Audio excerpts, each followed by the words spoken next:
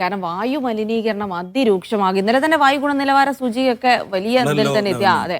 അപ്പൊ ഇനിയിപ്പോ ഇന്ന് ആഘോഷം കഴിഞ്ഞാൽ നാളെ എങ്ങനെ കണ്ണു കാണാതെ തപ്പി നടക്കും. കാര്യമായ നിയന്ത്രണങ്ങൾ ഉണ്ടോ ഇക്കുറി ധനുസുമോദ്?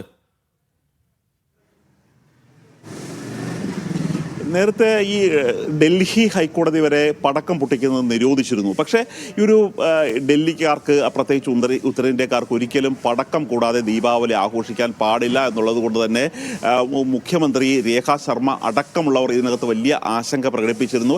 അതിൻ്റെ അടിസ്ഥാനത്തിൽ സുപ്രീം കോടതിയെ സമീപിക്കുകയും സുപ്രീം കോടതി ഹരിത പടക്കം പൊട്ടിക്കാം എന്നുള്ള ഒരു അനുമതിയാണ് നൽകിയിരിക്കുന്നത്. അതായത് അന്തരീക്ഷത്തിൽ സാധാരണ ഉണ്ടാകുന്ന പുക പടലങ്ങൾ ഒരു 30% ഒഴിവാക്കുന്ന, ഒരു കുറക്കുന്ന ഹരിത പടക്കങ്ങളാണ് ഇവിടെ പൊട്ടിക്കാമെന്നുള്ള അനുമതിയുള്ളത്. അത് നിശ്ചിത സ്ഥലത്ത് മാത്രമാണ് പടക്കം വാങ്ങാനുള്ള ഒരു അനുമതി നൽകിയിരിക്കുന്നത്. അങ്ങനെ വളരെ കർശനമായ നിർദ്ദേശമുണ്ട്.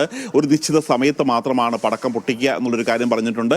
മാത്രമല്ല ഈ 14 മുതൽ 21 വരെയുള്ള ദിവസങ്ങളുടെ വായു ഗുണനിലവാര സൂചിക കൃത്യമായി അളന്ന് അത് സുപ്രീം കോടതിയിൽ സമർപ്പിക്കണം എന്നുള്ള ഒരു നിർദ്ദേശം തന്നെ ഉണ്ട്. ഇപ്പോൾ തന്നെ 300-ന് മുകളിലായിരിക്കുകയാണ്. സാധാരണ കൊച്ചിയിൽ 90 ആകുമ്പോൾ തന്നെയാണ് വലിയ തരത്തിലുള്ള അന്തരീക്ഷ മലിനീകരണം എന്ന് പറയുമ്പോൾ ഒരു 300 ആകുമ്പോൾ ഉണ്ടാകുന്ന ഒരു അന്തരീക്ഷ മലിനീകരണം എത്രത്തോളം ഉണ്ടാകും എന്നുള്ളൊരു കാര്യം നമുക്ക് ഊഹിക്കാവുന്നതേ ഉള്ളൂ. ഇപ്പോഴാണ് ഈ 300 കടന്നിരിക്കുന്നത്. ഇത് നാളെ എത്ര കടക്കും എന്നുള്ള ഒരു ആശങ്കയിൽ കൂടിയാണ് ഡൽഹി ഉള്ളത്.